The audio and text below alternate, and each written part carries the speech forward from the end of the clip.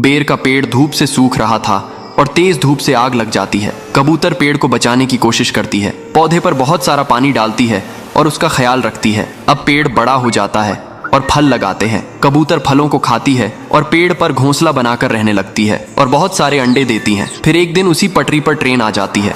कबूतर ट्रेन को रोकने की कोशिश करती है, लेकिन ट्रेन पेड़ से टकरा जाती है और पेड़ टूटकर बिखर जाता है। घोंसले के साथ अंडे भी नीचे गिर जाते हैं। लेकिन अगले दिन उसी पेड़ से एक नया बेरी का पौधा उग आता है और फल लगाते हैं।